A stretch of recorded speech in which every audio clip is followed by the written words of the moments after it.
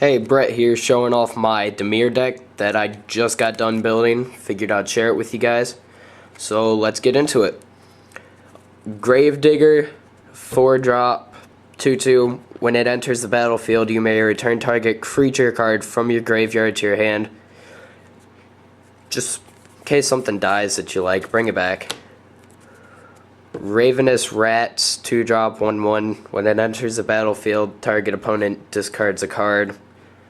I'm running 4 of these. I am also running 4 Gravediggers, by the way. Forgot to mention that. Mortis Strider, 3-drop, 1 blue, 1 black, and 1 of anything. It's a 1/1. When Mortis Strider dies, return it to its owner's hand. Very useful because you really don't have to worry about getting it back or anything. Just have it out as a blocker non-stop. I'm running 4 of those. Vampire Nighthawk, very amazing card.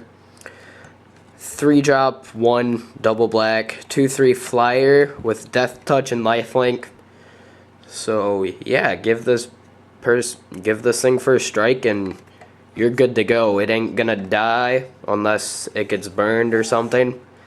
And you're gonna sit there and gain life while killing everything or your opponent. I'm running 3 of those. Hunter the Night Veil, 5-drop, 3, a blue and a black for a 3/4. Creatures your opponents control get -1/-0. So I mean, it's gonna take off quite a bit of damage, especially if it's like a token deck or a goblin deck. Maybe you're just facing a merfolk deck.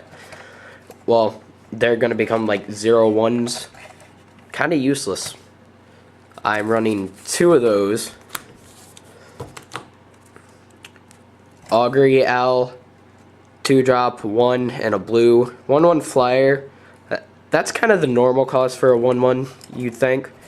And then when it enters the battlefield, scry 3. I mean, normal cards are scry 1, scry 2. This is scry 3. Pretty amazing in my opinion. And if I'm mana washed, this is going to help me out a lot. I'm running 2 of those. Fog Bank, I really hope you know what this is, because if not, I'm going to be disappointed in you guys. 2-drop, 1 of anything, 1 blue, an 0/2, Defender, flying, prevent all combat damage that would be dealt by 2 and by Fog Bank. So nothing is really going to get past, except with the exception of Tramplers, I believe. Death Touch doesn't matter, so you can sit there, block Master of Cruelties all day until somebody can burn it or unsummon it or something like that. Love those.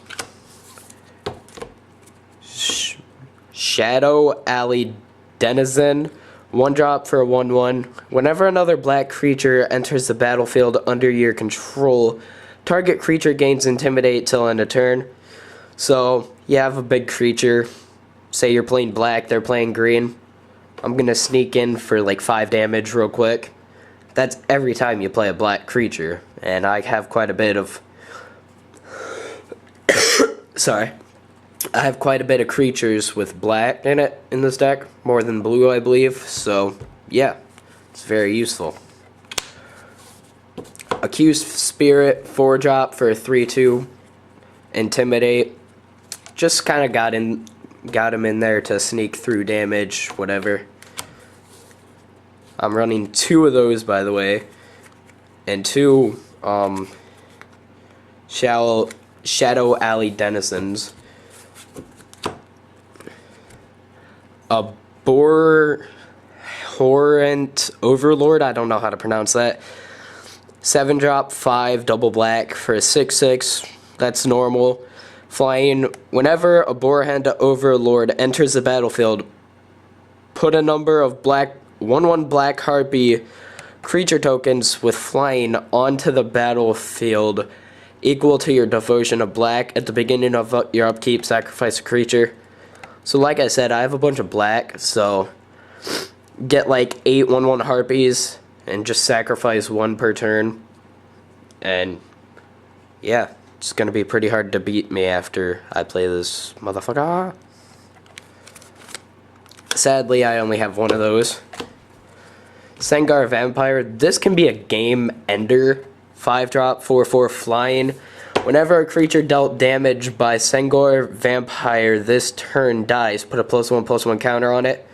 So they're either going to block it, and their creature dies, and they're going to pump it up, and they're eventually going to take a lot of damage, or they're just going to let me have 4 every turn. So, yeah, game ender, big game changer. Notion Thief, it's a really good card, especially against a deck where you're supposed to draw a bunch, not top deck, which, by the way, I hate. Mention that in every single video. 2-drop, 4-drop, 2, a blue and a black, 3/1 flash, so you can kill some, like a 3/2 if you need, or something. If an opponent would draw a card except for the first one, he or she draws in each of his or her draw steps. Instead, that player skips that draw and you draw a card. So they're only going to get 1 draw per turn, and if they're top decking, that's not going to change. Sadly, I'm only running one of those. A lot of these I can only run one because I only have one. 14 years old. Can't exactly go out and buy everything you want. Alright, next I have a Sealock Monster. 5-drop, 3, double blue. 5/5, already normal. Sealock Monster can't attack unless defending player controls an island. To be honest, that kind of sucks, but after its bottom ability, you'll understand a lot more. Monastery, 3, 5, double blue. So in 2 more turns after you play him, he can be an 8/8 easily. When Sealock Monster becomes monstrous, target land becomes an island. Target land becomes an island in addition to its other types. So it's going to be an 8/8 that can attack, simply because it became monstrous. It's really good, really useful. If you don't want to attack with it, use it as a 5/5 blocker. Or if anything, you can use it as an 8/8. And with the Intimidate from, sorry, I forget names, I know pictures.